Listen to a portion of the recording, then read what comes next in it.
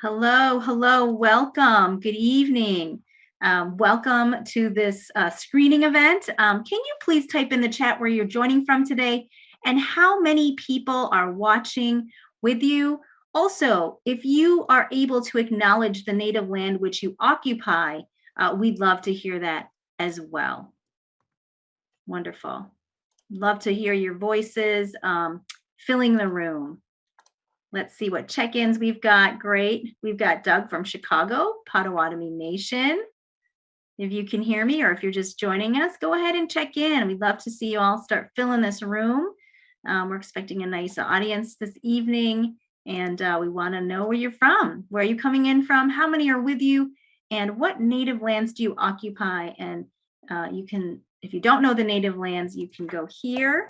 I'm putting in native-land.ca, and you can check that out. And you can check that out later too, if you want. So Joanne is alone this evening, coming in from Berwyn. Welcome. Marlene in Chicago and from the Chicago suburbs. Linda in Palo Alto, California and Ohlone lands. Thank you, Linda, for being here. Amy, excited to be here from Park Ridge. Hi, Amy, glad you're here. Lynn from the San Francisco Bay Area. Bob, the Lucayan people of the Bahamas.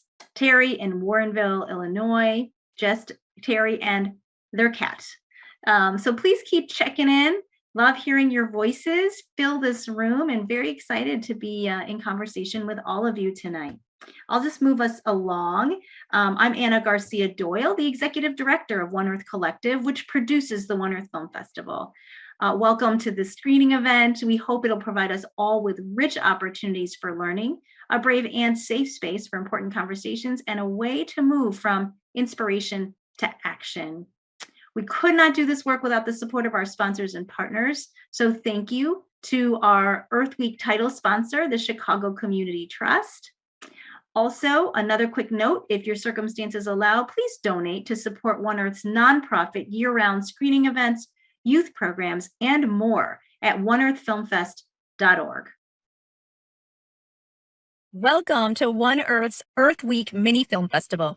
In continuing partnership with the City of Chicago, the One Earth team, together with Chicago's Chief Sustainability Officer, Angela Tovar, and her team, invite you to join us in turning the tide on our climate crisis. This week, we're joining forces in using the power of film to create a sea change on topics of environment and those intersected with environment, like racial, social, and economic justice. Here is a brief word from Angela now. Hello, my name is Angela Tovar, and I'm the Chief Sustainability Officer for the City of Chicago. It's an incredible honor to be here with you and to partner with One Earth to bring you another exciting Earth Day Mini Film Festival. We commend the One Earth Collective for curating this incredible lineup of films and for all of the important programming that they lead year-round to foster thought-provoking dialogues on pressing environmental issues through a justice lens. This Earth Week, the City of Chicago will release its updated climate goals through the 2022 Climate Action Plans to identify new and ambitious targets and to reaffirm our commitment to climate action and the delivery of equitable co-benefits that our communities need to thrive. We look forward to joining you all for an exciting week of film viewing and discourse and a continued partnership to move the city toward a more just and equitable climate future. Thank you. Thank you, Angela, for your words and for your continuing collaboration. As we celebrate the 52nd anniversary of Earth Day this week, we continue our hybrid fest format, presenting virtual and Chicago area in-person events.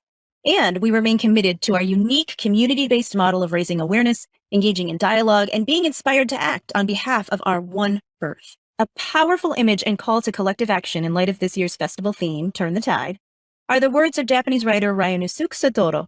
Individually, we are one drop. Together, we are an ocean. As always, our agenda will be to introduce you to folks who will join us in a rich discussion after the film, to watch the film together, to unpack the film's themes with our facilitator and panelists. Please participate using the chat. And finally, to share actions we can all take to be part of the solution. I'd now like to make a few brief acknowledgements. First, as we reframe narratives around justice, environment, and equitable solutions to our climate crisis, we acknowledge the many filmmakers and subjects, facilitators, and panelists joining us this week. Thank you. Second, One Earth Collective is based in Chicago, the traditional homelands of the Council of the Three Fires, the Odawa, Ojibwe, and Potawatomi nations, and home to many other tribes, including today, peoples from over 100 tribal nations. And yet there are no federally recognized tribes in Illinois, due in part to colonization, relocation, and genocide. One Earth commits to including films that center Indigenous stories and voices. Beyond acknowledging the native lands we each occupy, we must lift up and support the work of First Nations groups. If you're in the Chicago area, please support the important work of the American Indian Center Chicago, Indigenous Environmental Network, Shy Nations Youth Council, and others. And watch for Native Truths, Our Voices, Our Stories, an exhibition co-curated by the Field Museum and collaborators from more than 100 tribes, opening next month. A third acknowledgement. Shared agreements can help our conversation remain safe and respectful.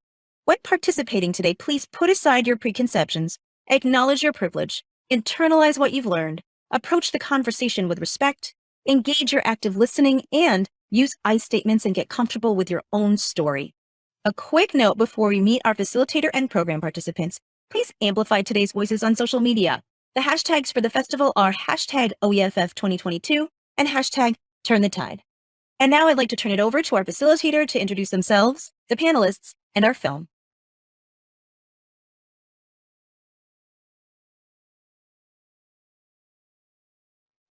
Thank you, Anna.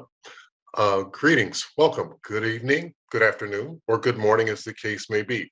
My name is Doug Dixon, and I'm streaming to you live from Chicago, the original home of the Potawatomi, trading grounds of the three tribes.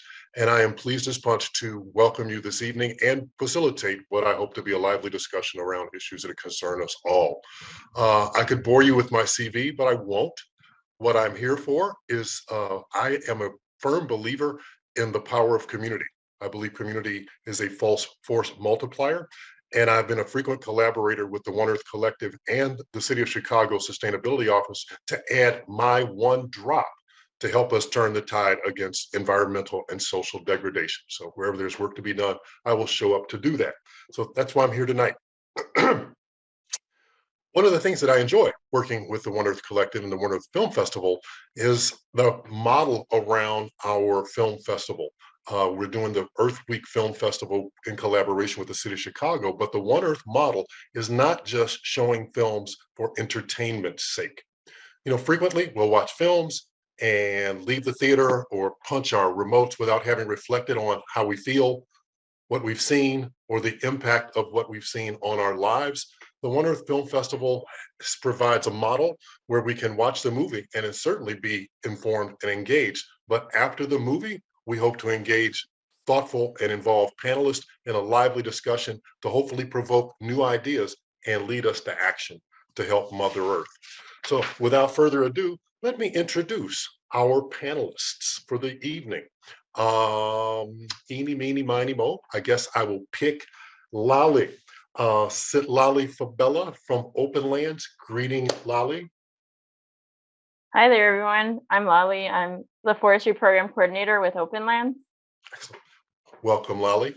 And secondly, Leslie Bourne, who is from Montrose Beach Dunes. We will introduce her more later, but welcome, Leslie.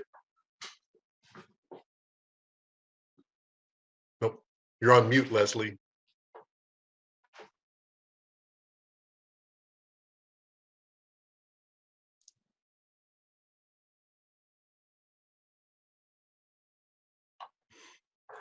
How's that? It's better. Okay, hi. I'm Leslie Bournes. I'm the founder and longtime site steward of Montrose Beach Dunes on Chicago's lakefront, where our rock star guests Monty and Rose have been breeding for the past 3 years. Welcome, Leslie. And now it is my pleasure to introduce the director of Monty and Rose 2, Bob Dolgan, who will introduce himself and tell us a little bit about the world of Monty and Rose. Take it away, Bob. Thank you so much, Doug. Yeah, I'm thrilled to be with you tonight. And thank you so much to the One Earth Mini Film Fest this Earth Week. I'm Bob Dolgan. I'm the director of Monty and Rose 2. This is a sequel. This is the second film that I've made about them. The first was a 20-minute short that debuted in 2019. And Monty and Rose 2, The World of Monty and Rose, is a feature-length film that has just made its debut here in the past few months. And hopefully you know about this story. If you don't, you're going to be learning a lot about two little piping plovers that have nested in Chicago for the past 3 summers, and fingers crossed for a 4th one coming up. And I think I've been thinking about the hashtag that the festival has been using of turn the tide. And I think I have climate change on my mind. I just got back from a trip to the Bahamas where even a tiny rise in sea level is going to inundate the island there, and the severity of the hurricanes have already been affecting the people there as well as the piping plovers that winter there. And so I hope that as you watch this film, it is a lot of fun. But also it comes with a serious message. I think this is, you're going to meet some wonderful birders and amazing people, but know that this story has ramifications way beyond just the joy of birding, and it really has a serious message. And I hope that comes across, and hopefully we have a rich discussion afterwards about topics like climate change, sustainability. It could be invasive species, water quality, habitat restoration, one of the big ones with Leslie here. So so I'm thrilled to introduce the world of Monty and Rose. Thank you, Bob. So without further ado, I would like to encourage you all to sit back, enjoy, but engage in Bob's excellent movie, Monty and Rose 2, The World of Monty and Rose. And please join us in about 55 minutes for a lively and hopefully insightful discussion. Once again, Monty and Rose.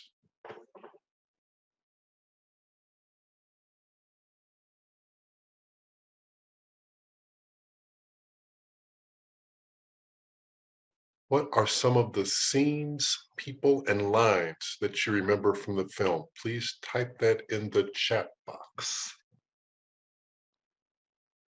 Well, I'll share one of the scenes and people that stuck with me.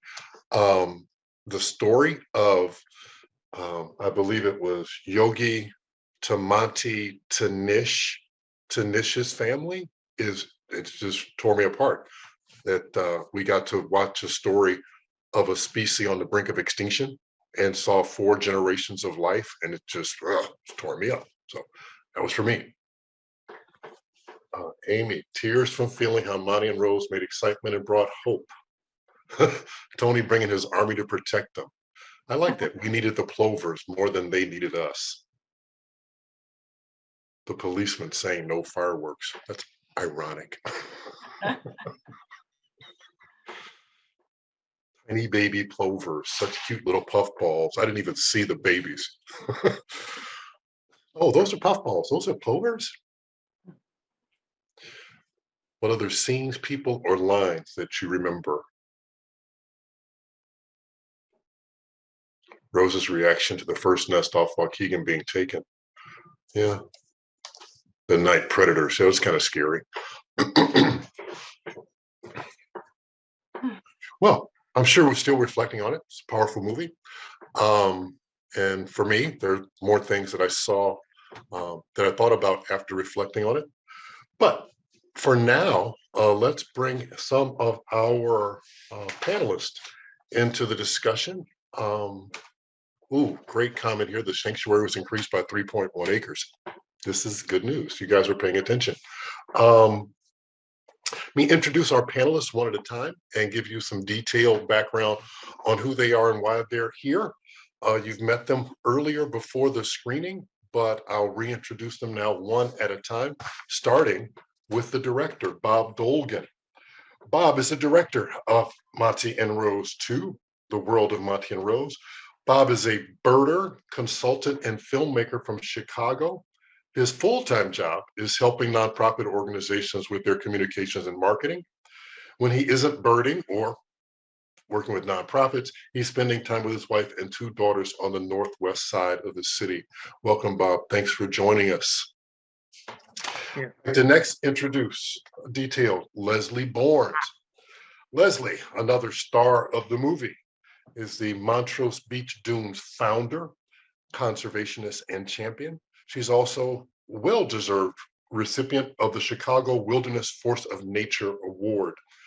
22 years ago, Leslie Bournes had a vision for what the east end of Montrose Beach could look like. The arrival and breeding of the piping plovers, Monty and Rose, are a testament to her vision and the success Leslie has had partnering with thousands of citizens from all over the region and diverse local, state, and federal agencies. A true conservation leader. Here is Leslie Bournes. Leslie. And last, but by no means least, our favorite tree keeper, Citlally Fabela, is a forestry program coordinator with Openlands. Citlally, or Lally, is an experienced birder who is also an environmental justice and tree equity advocate. The work with Openlands involves providing community and nature-based approaches to protect and expand the urban canopy that is essential for bird ecosystems, provides cleaner air for healthier communities, and plays a key role in climate action efforts in the Chicagoland area. Welcome, Lally. Welcome, all the panelists. Welcome, audience participants. Let's start with a few questions for our panelists. And trust me, you audience members can type in chat and we can hopefully get some of your questions in and get some great answers from our expert panelists. I had some easy questions, what I think are easy questions. I've got one for Bob. Bob, when we first met, I think you were in the Bahamas, and I assumed that that was where Monty and Rose would winter. But in listening to some subsequent discussions, I understand that they don't always do that. Could you talk a little bit about the migratory pattern of these plovers? Yes, thank you so much, Doug. So most of the Great Lakes piping plovers winter in Florida, some in Georgia, some in South Carolina, and a few in Texas and the Bahamas. You might have caught the name of Bahama Mama, who was Rose's mom. She wintered on the island of Abaco in the Bahamas. But Monty and Rose, we've known for a few years that Rose winters off the Gulf Coast of Florida at a place called Anclote Key. And until about a year ago, we weren't quite sure about Monty, but his presence was finally confirmed in January of last year at a place near Galveston, Texas, on one of the barrier islands there. So, and that is where he also was photographed several times this winter, including as recently as earlier this month. So. Excellent. A follow-on question. Maybe it's a personal curiosity. I'll stop with my personal interest in briefly. Do we have any real understanding on how or why plovers choose nesting sites? We've had Waukegan, parking lot, beachfront, protected area. What gives? Yeah, I mean, I'll give my answer. I think first of all, I think it's important to remember that with the Great Lakes population, they're very limited. It's a very small population, just to reiterate, 74 nesting pairs last summer. And though we're talking about thousands, 1,000 plus miles of shoreline, the actual sort of areas where they could nest are pretty limited in terms of quality habitat and places where they're fairly pristine and untraveled. So why did they pick here? I think it's a testament to Leslie's work for sure. And I think also both birds were pretty accustomed to people in their first years, both in Muskegon and Silver Lake. So I don't think it was like, and for whatever reason, they went to Waukegan in 2017 and then 18. And so I don't think it was that unusual for them to be around people. And so we kind of might be having this like new generation of more urban plovers among Monty and Rose and now Nish and Nellie near Toledo, Ohio, which is also a pretty populous beach. Okay.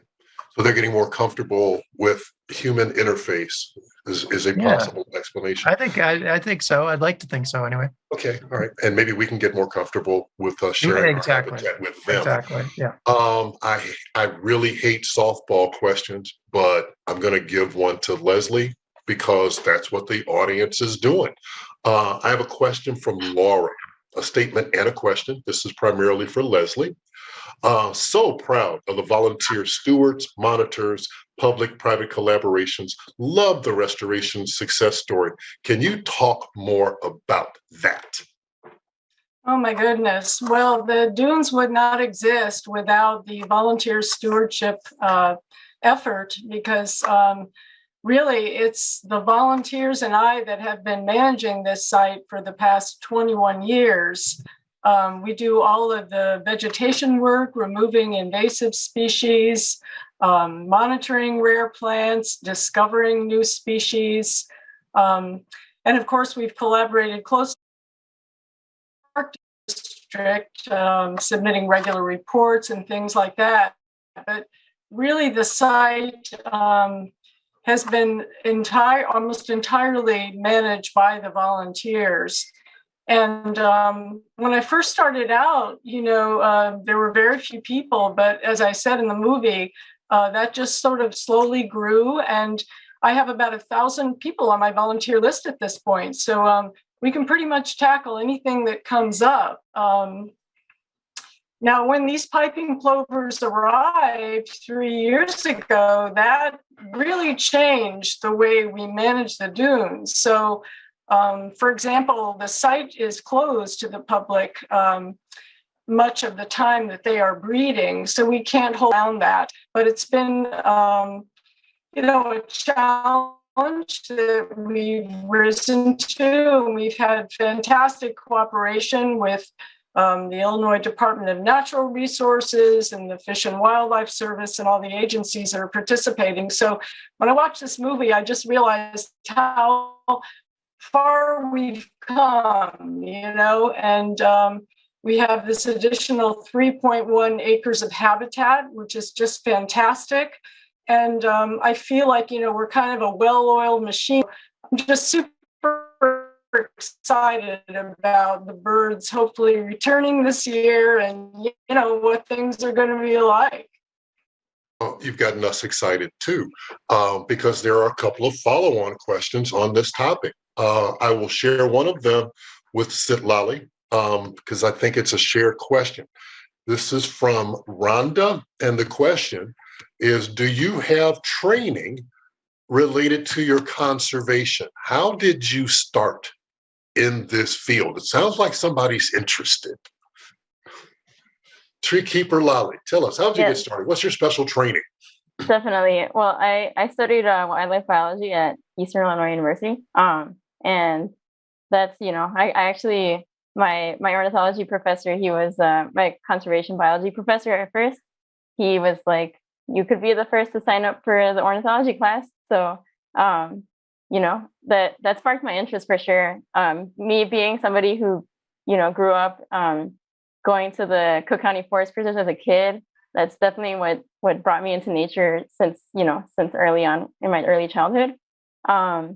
But definitely I fell in love with birds upon taking the class, and I became an extreme bird nerd. And actually, last spring, I had the opportunity to be a part of a birdwalk leader training program with Chicago Audubon Society. And there were a lot of really cool people who actually, like some of them I've known through Environmentalists of Color, which is a group of Black and brown environmentalists. And I actually met somebody there who works with Openlands. So she told me all about Openlands, and she works for the education department. And once I actually have been with Openlands since November. So I got to be a part of the team, later that year. I hate to say it, but that sounds pretty intimidating that you've got to take college courses in ornithology in order to participate. But that's the reality of it. This is not easy. The our ecological systems are very complex. Let me toss a similar question back to Leslie. Leslie, did you have any special training before you decided to become a dune steward? Well, actually, I was a longtime birder out at Montrose, so Okay.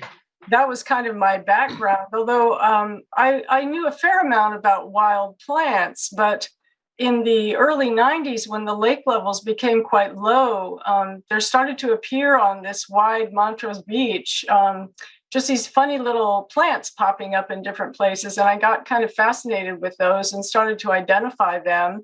And it turned out that some of them were extremely rare and had not been seen in the region for over half a century.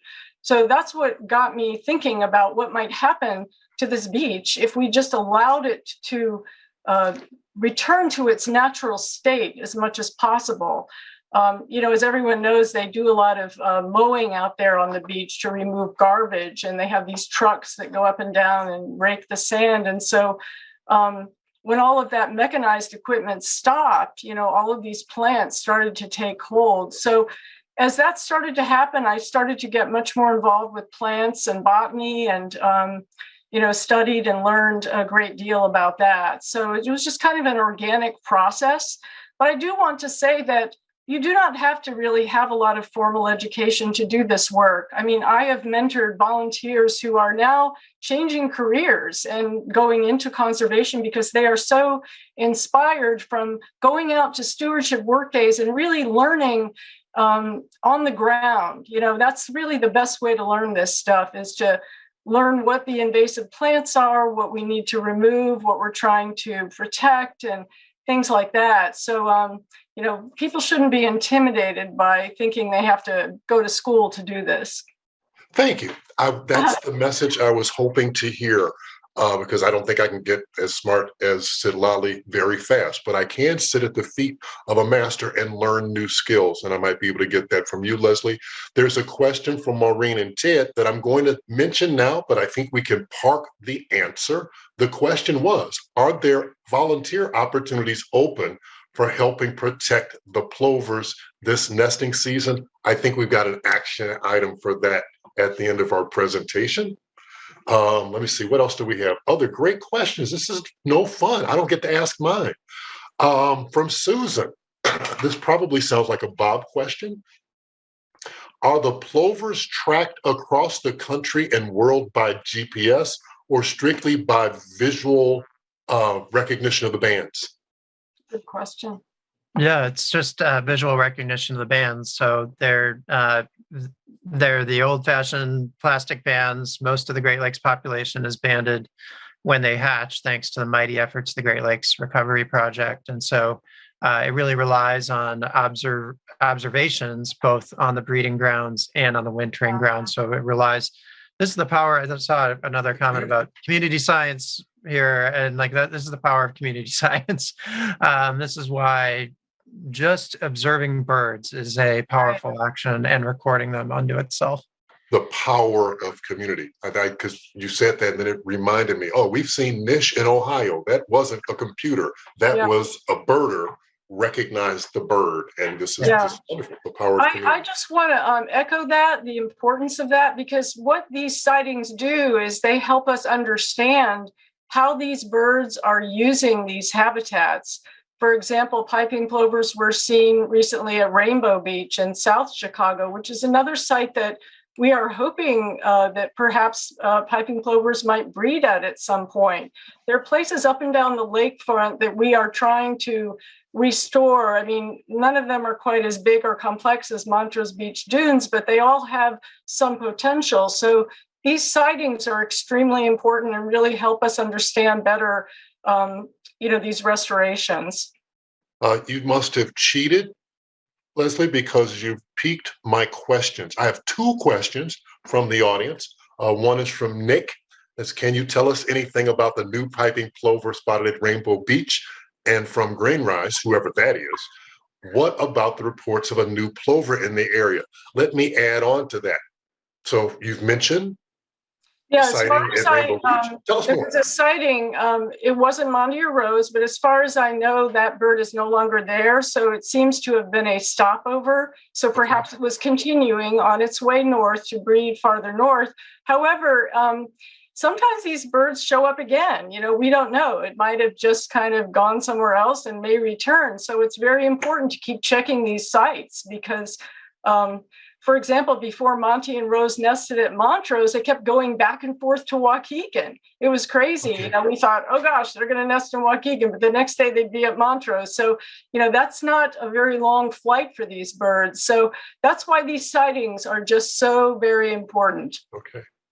All right. I got it. Thank you. If we ever got a project going, I grew up at Rainbow Beach, so that would be an ideal place for me. A question came to my mind. It's not coming from the audience, but I'll throw it out there anyway. Openlands has a big project about oak restoration, and I noticed that Citlally considers herself a tree keeper. The theme of natural habitat restoration came up in the movie. Can you tell us a little bit more, Citlally, about the importance of oaks in this area and why Openlands is focused on this? Definitely, yeah. Most of what we plant are different species of oak. Oak ecosystems, they've been around for over the last 150 years, but ever since colonization, things have changed. Native people played a huge role in the maintenance of prairie oak communities, using fire as a tool to open up the landscape and support growth of these ecosystems. And most of these ecosystems, they've definitely in parts of the city have been in decline. And ever since the overplanting of maple and honey locust and ash, those numbers have declined. But oaks themselves are very essential for habitats for birds, for different species of insects, and they also improve the quality of the soil. That's why Openlands is taking part in planting species of oak to bring species back of different birds, insects, and keep the ecosystem healthy and prevent the spread of different diseases amongst, for example, the Dutch elm disease and the emerald ash borer. As somebody who was I can't say I wasn't a fan of the natural world, but I'm kind of a city boy. I thought trees were trees, right? All trees were good trees, but recognizing how dominant decorative trees became and how unnatural they are and the downstream problems associated with that. Had a couple of giant elms in my yard I had to take care of. So mighty oaks, it's natural. Let's do that. Speaking of natural, I've got a question from Anna. This may be aimed mostly at Citlally, but I think Bob and or Leslie might have some insight into this. Citlally, you mentioned that you got exposed to this work and the connection to Openlands through environmentalists of color. I'm an environmentalist. Some people consider me of color. How can more people of color get involved in this work, or are there already a whole bunch and I just don't know it? Yeah, we already have a whole bunch, but we're always, welcoming more to the team, and you don't have to have a background in, ecology or conservation. You could just come on board, if you want to advocate for birds, for trees, for bringing green space and keeping green space accessible to all people all over the city. I think it's kind of important. Planting concrete doesn't work so well. Yeah. There's a Facebook group. It's called Environmentalists of Color. If anybody is interested in looking into it. That's where I was going. And we'll tee this up in about 10 minutes with action items, which almost brings me to a close of this particular phase. Almost. we've got a comment in the board, and I guess I'll tee this to everyone, each one of you, one at a time. What is the link between this beautiful, hopeful story where we mourn with Monty and Rose and cheer them on to the broader issue of climate change? Okay. Bob, can you talk about that for a minute? How does climate change impact this story? How does this story illustrate the impact of climate change for us?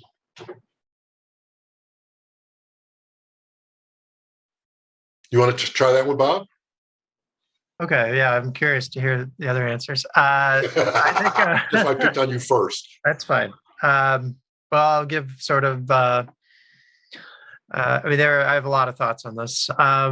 Okay, probably one of the first ones that comes to mind is the fluctuating Great Lakes water levels. And yeah. I think depending on who you talk to, there's some scientists who would say that that's a fairly normal fluctuation, but we've had really wildly, a lot of up and down. And I believe that, I think it's been shown that there is more precipitation in the Midwest than in recent years than a lot of other years. So I think that's a big issue because I happened to be talking on the phone with Leslie earlier today and was talking about how if there's more water in the lakes, we have much smaller beaches, and you have situations like what happened in the very start of the film where a nest was washed out. Yeah, and that not good for piping plovers that rely on kind of being right above the water line with their nests often. But I'll throw out another one because, again, I have the Bahamas on my mind, and Bahama Mama has not been seen since Hurricane Dorian, which whipped through with ferocity through Abaco and really was devastating and was beyond words devastating to Abaco and Grand Bahama, and that is where our piping plovers are wintering. And the severity of those storms is awful. It's terrible. It's much worse than it was even a decade or two ago, and happening more often and later into the winter. So. And so you lose a Bahama Mama. That Bahama Mama had been nesting at Muskegon and was Rose's mom. And so I think that says it all right there. Yeah. That's a small vignette, but it speaks to a much larger picture. Leslie, what about you? I would just add on to that I think habitat restoration is one of the most important things we can do to mitigate climate change because these plants, for example, many of them have very deep and vast underground root systems that keep the soil and the sand in place. And so when you have these extreme floods and storms and weather and erosion, that's often the most effective means of protecting shorelines. So I would just say, we need to do more of it and keep persisting in doing it. It's really one of the most important things we can do. Agreed. Citlally, what do you think? Yeah, definitely. Climate change. Yeah, a huge thing, right? A huge thing about what Openlands is all about is climate-based solutions. Nature-based solutions to climate change. And in the Forestry department, the work that I do, I coordinate the Tree Keepers program, which is actually a program that teaches anybody who is interested to become tree stewards and learn how to prune and maintain trees. And then we also have over, I think it's like 120 hours of courses. Of course, each year we have about three courses per year. And it's a really popular program. And that's a great way for people to take action to help maintain the trees throughout the suburbs and the city of Chicago. And it's definitely important to, acknowledge that, it's kind of inspiring to me watching the film, seeing that, how resilient Monty and Rose were, after one failed attempt at at having successful eggs.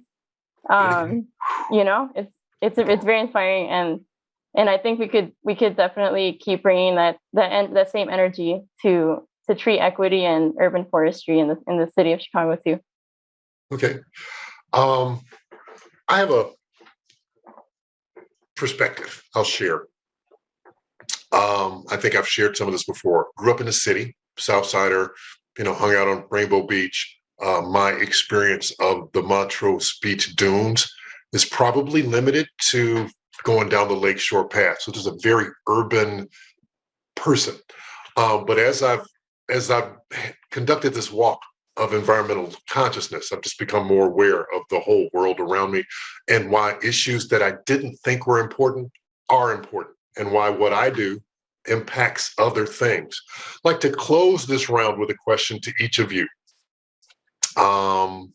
And I'll start with you since I got you center of the screen, Citlally. Why should people care about the story of Monty and Rose if they're not birders or oceanographers? Why should we care? People like me. Right. The story of Monty and Rose, it's a very much an inspiring look into what could happen if we all put our own energy into it. Everybody could definitely do their part. Every ecosystem and every animal is interconnected. The rising sea level is due to our industries polluting the air.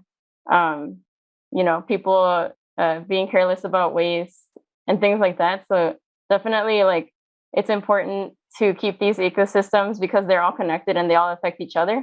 In a lot of ways, that's what we're gonna experience a really horrible decline in ecosystems if we don't act as soon as possible. And I don't want to make it all doom and gloom, but basically, the power of people is very great. So people just have to recognize that and do their part.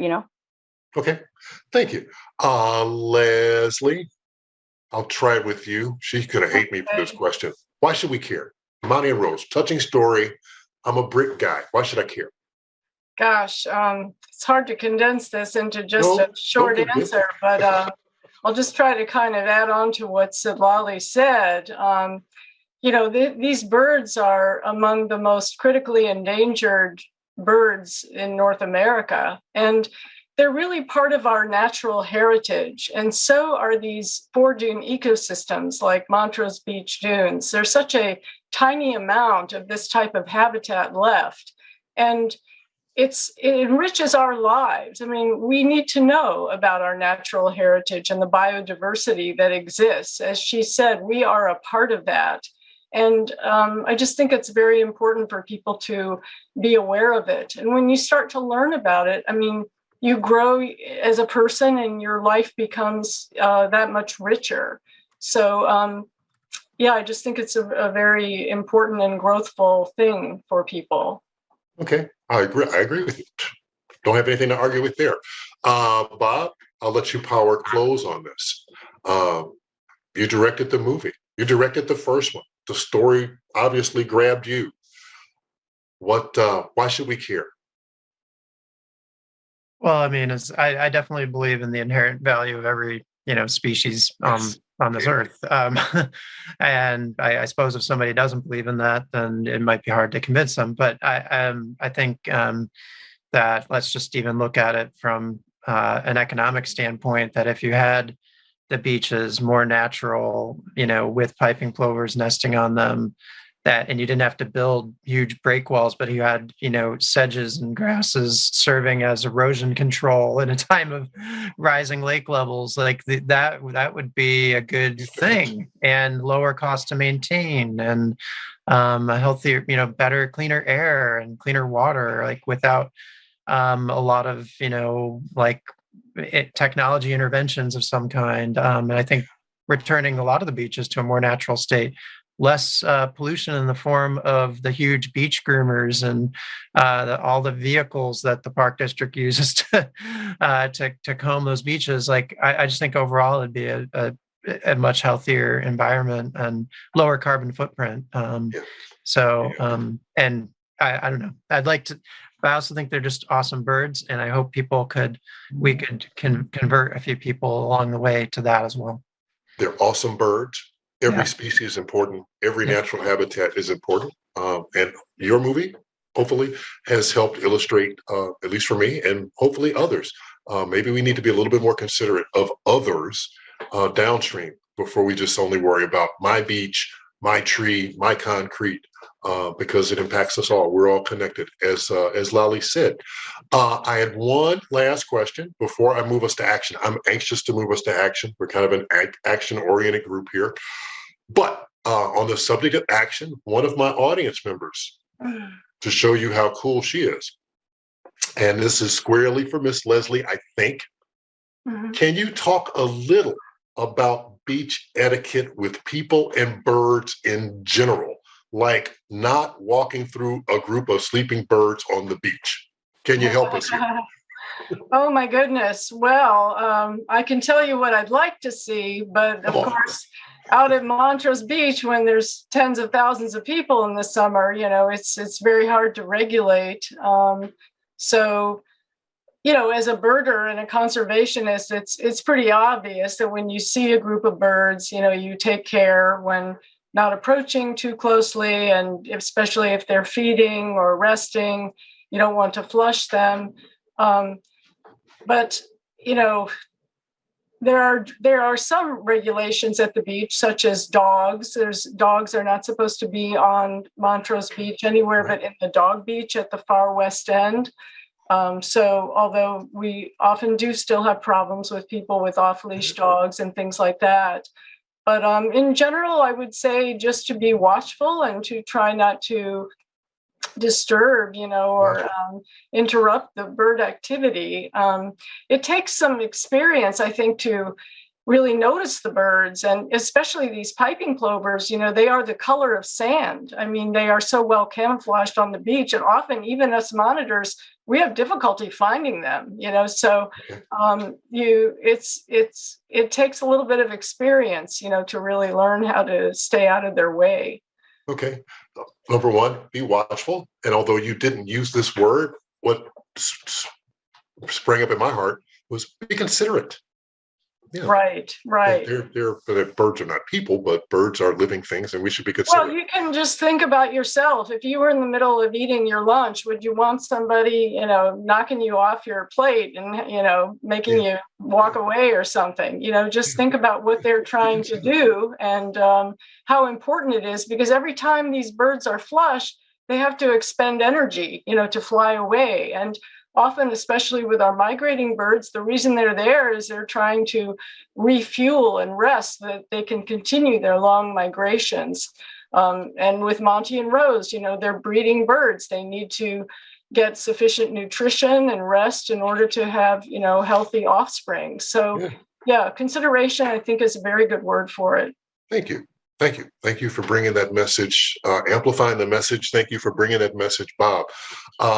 Thank you all. I'd like to thank you individually, both Citlally, Bob, and Leslie, for your time, your expertise, your willingness to share in this format, the experiences and expertise that you bring to the party.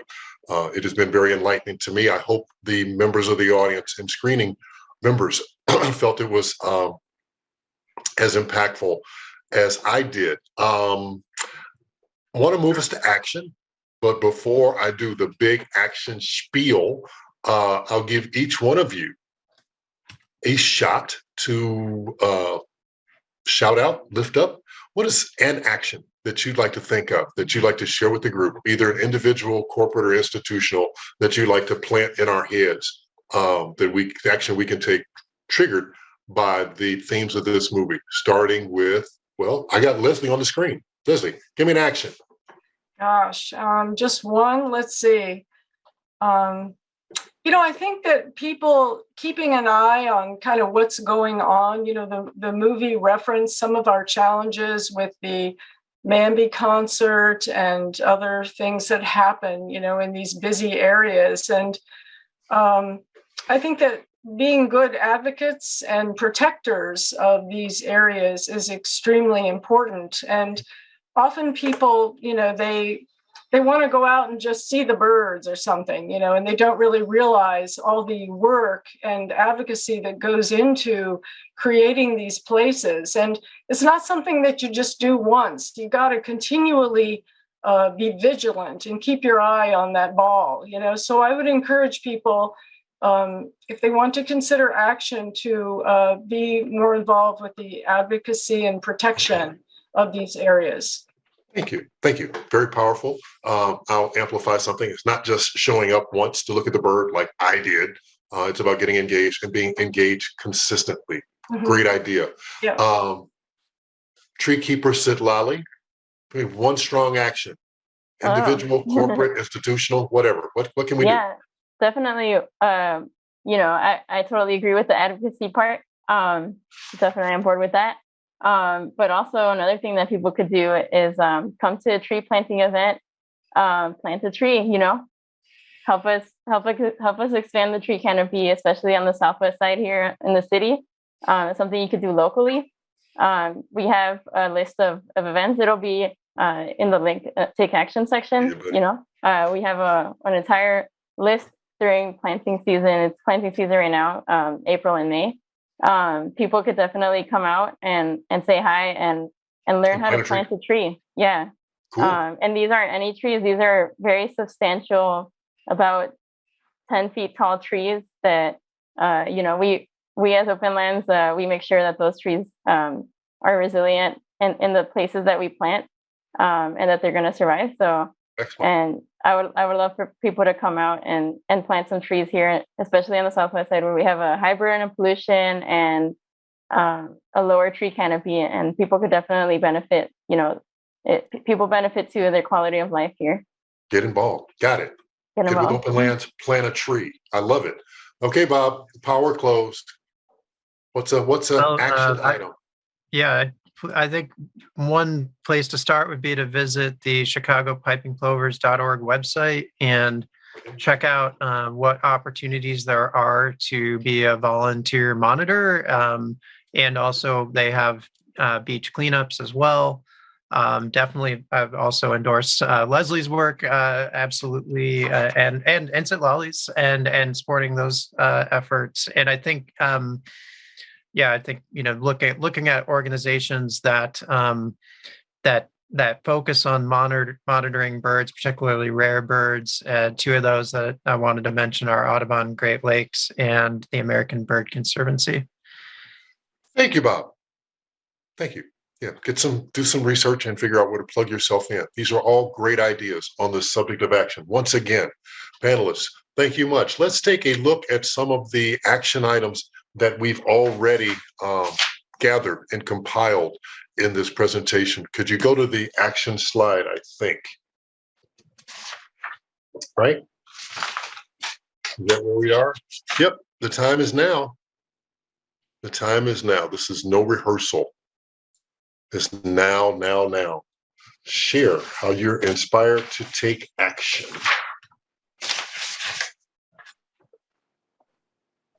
Are there ideas that we have in the audience on how we can take action? Inspired by Monty and Rose.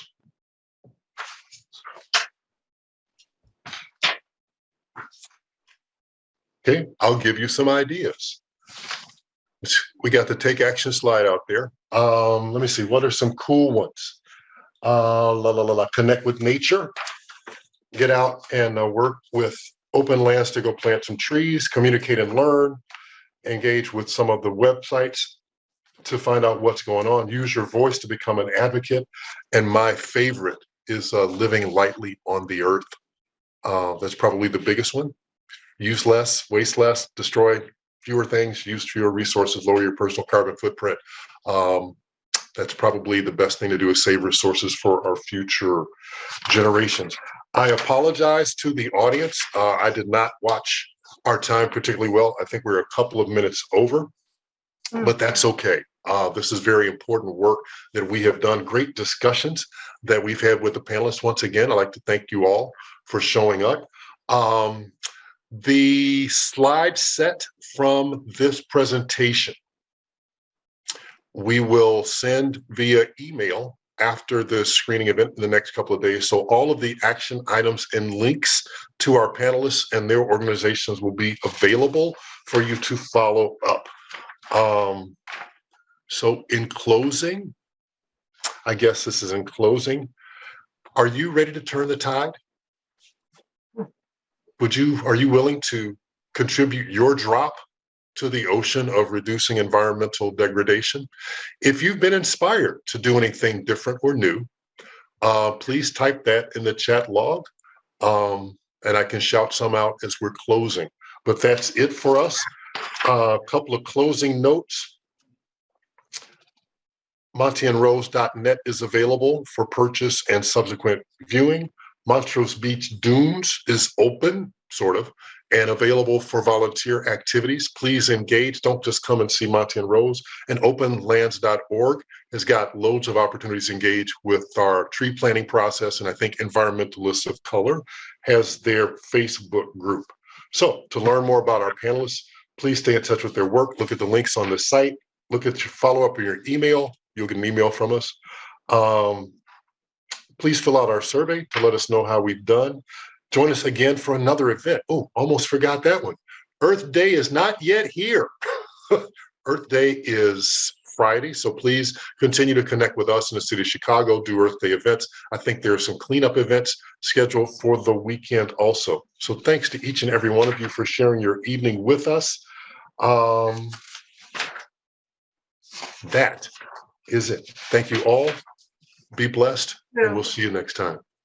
Okay.